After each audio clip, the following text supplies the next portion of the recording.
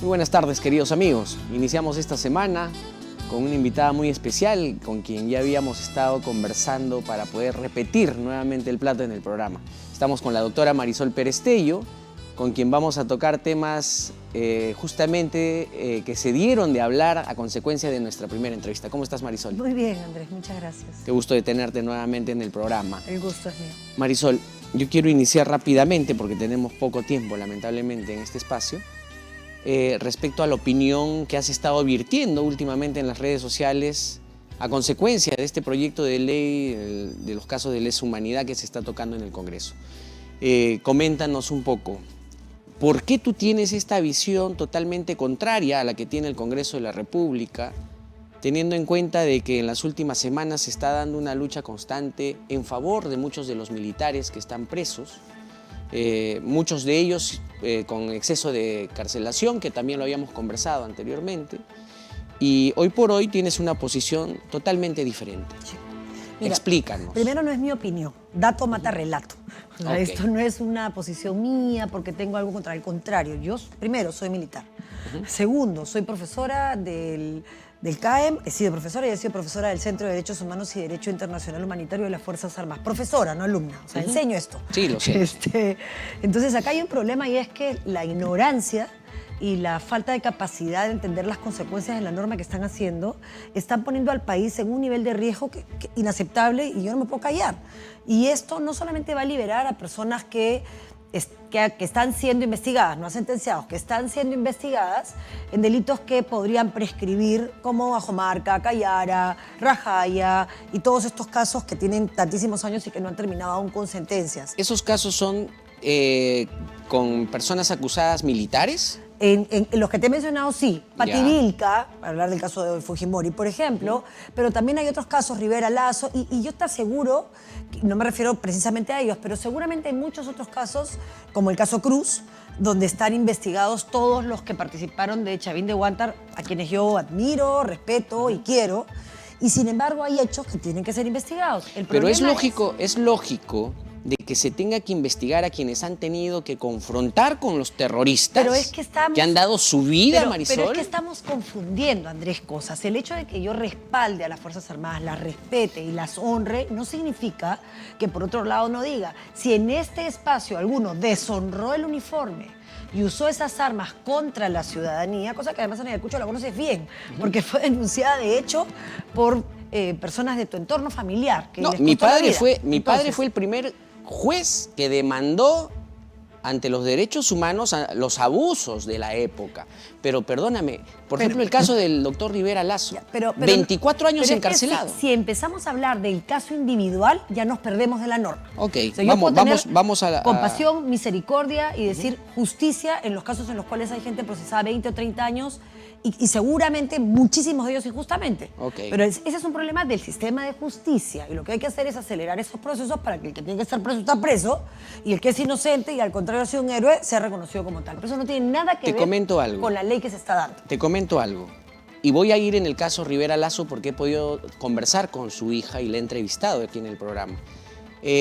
12 años ha estado el señor Rivera Lazo encarcelado, no con sentencia, sino con ampliaciones y ampliaciones. Andrés. Ahora, y la figura es, ¿por qué quienes están manejando la defensa contra los militares o en favor de los ciudadanos que han sido lamentablemente víctimas, se alarga tanto? Ya, pero acá la culpa no es ni de las víctimas directas de la violación a derechos humanos, ni de los presuntos involucrados. Es del Ministerio Público. Es del sistema de justicia. Del Ministerio y de Público. Estos intentos absurdos de un montón de políticos que no saben, que dan una norma de amnistía y retroceden a foja 1 porque no se puede. O sea, es la tercera vez que se van a bajar una norma que está mal hecha. Pero no funciona el sistema de justicia, Marisol. Los más afectados con esas decisiones jurídicas que pretenden dar soluciones mágicas son precisamente las personas que están investigadas. Pero yo quiero dejar ese tema y decirte cuál es el efecto de la barbaridad que quieren aprobar. No lo digo yo, ya lo dijo el Ministerio Público,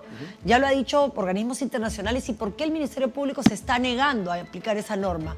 Porque en el sistema internacional la imprescriptibilidad de los delitos como estos, tortura, que ha cometido Quispe Palomino y que ha cometido Sendero Luminoso en el caso Soras en particular, liberaría a la cúpula de Sendero. Yo me puedo callar cuando de por medio está el riesgo que la cúpula de Sendero, que está presa hoy por el caso Soras, los que no tienen cadena perpetua, sea liberada porque estos señores no saben redactar una norma.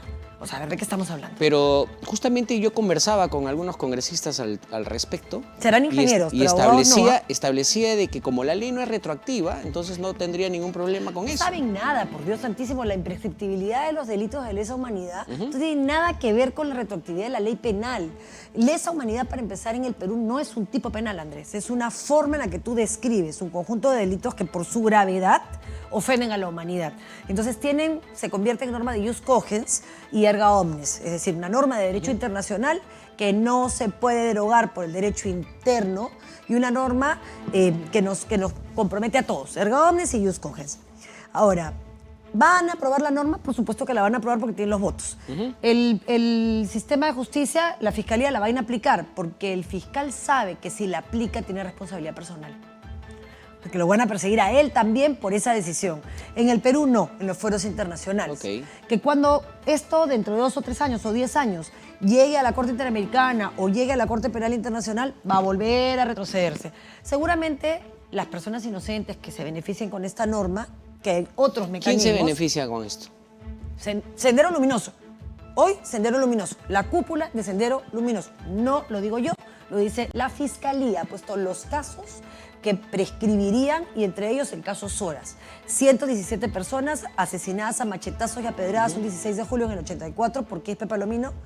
Masacre que fue reivindicada por la cúpula de Sendero en los papeles que le encontraron a Ismael Guzmán y razón por la cual Osman Morote y los demás que cumplían 25 años de presos, de encarcelados. Pero también se beneficiarían los 800 militares investigados, encarcelados y demás que hasta el día de hoy siguen perseguidos por parte de la justicia del Perú. Pregúntales a los militares que están libres, que han sufrido algunas de esas investigaciones y están de acuerdo con la liberación de Sendero. Y te van a decir que no, definitivamente. Yo soy el primero, presidente de la Asociación de Familiares Víctimas del Terrorismo. Te van a decir que no. Que estoy luchando en contra de eso y es justamente por el hecho... Si lo que tú quieres es resolver el problema de juicios que han durado 30 años contra militares, acelera esos juicios, pero no buscando impunidad, buscando justicia. A ver, ¿cómo buscar justicia ante un poder judicial y ante un ministerio público que alarga la vida porque el Ministerio para que de no Defensa sentencie no quiere darle o para que no dé libertad a los militares que han luchado contra los terroristas? Pero es que acá tú tienes que ser consciente, Andrés, que no se está investigando a militares que lucharon contra terroristas. Son héroes.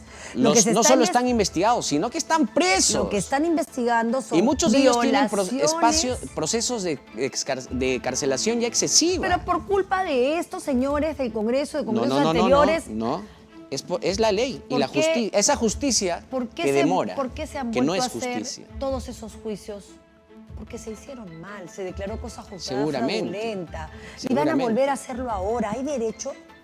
Pero el problema, Andrés, es que cuando ellos sean liberados, estos hombres que seguramente los buenos irán a su casa a estar con sus nietos, que podrían también haber otras fórmulas, como por ejemplo prisión domiciliaria en determinados casos de personas adultas que tienen cierto caso en proceso sin sentencia.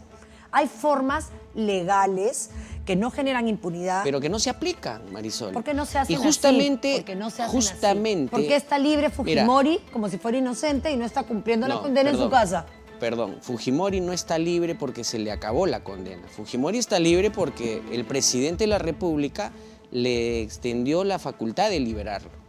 Ese es un tema muy aparte. Pero ese indulto... No, es un indulto. Pero habían gracias pendientes. Si hay un juicio que es el juicio Marisol, de Pativica con acusación no podemos nosotros mezclar un caso con 800 casos de los deja el militares, caso Fujimori por fuera. Con los casos de los terroristas que espero que se pudran en la cárcel y no salgan nunca. Pero entonces, Andrés... Pero sí es necesaria una ley para no perseguir a quienes lucharon por la patria. Pero la ley no se hace con nombre propio, la ley es para todos, por eso la justicia es ciega. Pero tiene que ser ciega, no bruta.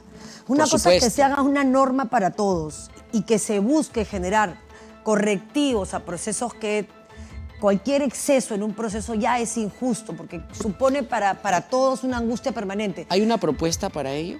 En contra, no, pregunto esto tú como especialista en la materia, no sé, desde tu espacio, desde tu partido, desde estos espacios de los cuales tú defiendes muchas veces a esta gente que ha sido, y me consta, que ha sido injustamente golpeada por toda esta época del terrorismo. ¿Hay alguna propuesta para decirle al Congreso, señores Congreso, esta no es la vía, de repente desconocen la materia? ¿Hay una propuesta? Yo lo he puesto por escrito. La vía es que todas las personas que están siendo procesadas o están incluso sentenciadas, que tienen cierta edad, 70, 80 años, que son costosísimas para el Estado, o sea, también es un tema económico. Lógico. Que además están enfermas, que hay que sacar 3 veces si tienen problemas, no sé, por ejemplo, si necesitan si tienen problemas de riñón, o sea, hay un montón de casos, cada uno más dramático que el otro. Además, un hombre de 80 años, ¿qué peligro puede ocasionarle? En la medida en que el delito... Que no sea terrorista, lógico. Es que no puede ser porque sea terrorista, porque la ley no te permite hacer esa diferenciación. Lo que te permite es decir, cualquiera que no está en condiciones de volver a cometer un delito porque las circunstancias ya no se dan. No, pero perdón. El terrorismo es ideológico. Siempre puede hacer daño. No, por eso, el terrorista no puede tener una igual comparación con un militar que luchó. Pero lo vas a liberar ahora. No, yo creo que eso no se va a dar. Yo quiero comprometer justamente a la congresista Marta Moyano, que es parte de quizás esta el propuesta, problema sea que no sabe derecho. Esperemos que pueda aceptarnos la invitación desde este pequeño espacio para poder refutar y poder tener mayor conocimiento de causa desde su perspectiva. Que haga la consulta, la Fiscalía. Y tenemos que hacer definitivamente una consulta, al menos quienes somos parte de todo esto. El Ministerio Público lo ha puesto por escrito, porque no llaman a los fiscales y le dicen, oigan, dentro de todos estos casos acá hay un caso que es Horas, que compromete a la cúpula de Sendero y a Quispe Palomino. ¿Por qué en este caso se les liberaría? Y lo que le va a decir el Ministerio Público es porque la prescripción aplica para todos los casos anteriores a, y en ese caso se tendría que aplicar. No lo voy a hacer porque si no incurro en responsabilidad con compromisos. El caso de Soras no tiene sentencia hasta el día de hoy. No, porque se empezó a judicializar en el 2013, Andrés. De hecho, yo era presidenta de la Comisión de Justicia y yo fui la que lo hizo público. Y de ese caso ya han pasado como 40 años. El año 84. Y porque no se les ha sentenciado o han salido libres, algunos ya se han muerto. Sí, lo sé.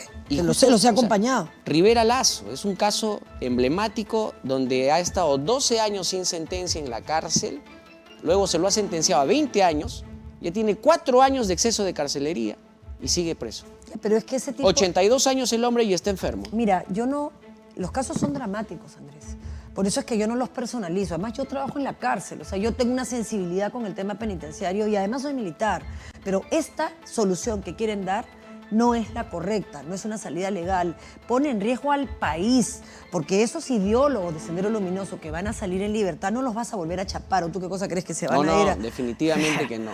Yo quiero agradecerte, Marisol, esta explicación. Siempre es un gusto, Andrés. Y bueno, muy pronto vamos a tener un programa de 1 hora en donde vamos a poder ya tener un espacio más amplio para poder debatir de este tema y muchos más. Yo quiero agradecerles, queridos amigos, que tengan un buen inicio de semana y nos encontramos el día miércoles con más invitados. Muchísimas gracias y muy buenas tardes.